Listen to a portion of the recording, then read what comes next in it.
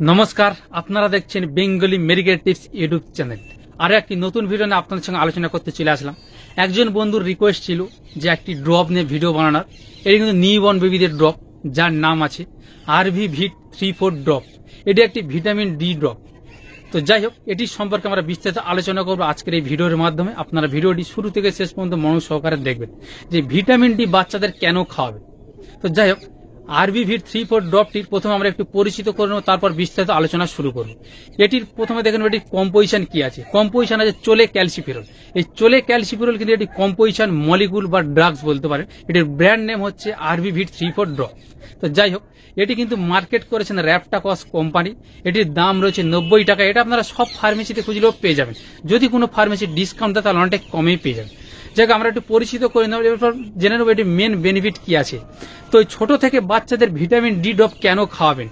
দেখবেন যেসব বাচ্চাদের শরীরের ইমিউনিটি কম বা স্ট্যামিনা কম, তাদের ক্ষেত্রে ভিটামিন ডি খুব ভালো কার্যকরী। কারণ এই ভিটামিন ডি যদি আপনারা ছোট থেকে বাচ্চাদের খাইয়ে থাকেন, দেখবেন শরীরে ইমিউনিটি পাওয়ার বিল্ডার করবে, স্ট্যামিনা বাড়বে এবং প্লাস আপনার বাচ্চার হাড় মজবুত হবে। তাহলে কি হবে দেখবেন, শরীরের ইমিউনিটি পাওয়ার যদি বিল্ডার করে বাচ্চাদের, দেখবেন ছোটবেলা অনেক রকম সমস্যা দেখা দেয়। যেমন ছোটখাটো ভাইরাস অ্যাটাক করে, সর্দি কাশি জ্বর ইত্যাদি অনেক রকম সমস্যা হয়ে থাকে। শরীরে যদি স্ট্যামিনা যদি জোর থাকে, দেখবেন এইসব ভাইরাসগুলো শরীরে অ্যাটাক করতে পারবেন। তাছাড়াও ভিটামিন ডি কি জন্য খাবেন? যেসব বাচ্চাদের ভিটামিন ডি কম, সেসব বাচ্চাদের ভিটামিন ডির অভাব পূরণ করতে এই ভিটামিন ডি ড্রপগুলো খুব ভালো কার্যকরী দিয়ে থাকে। এবং এই ভিটামিন ডির অভাবে কি রোগ হয়? রিকেট রোগ হয়। সেই রিকেট রোগের ক্ষেত্রে এই ভিটামিন ডি ড্রপগুলো খুব ভালো কার্যকরী।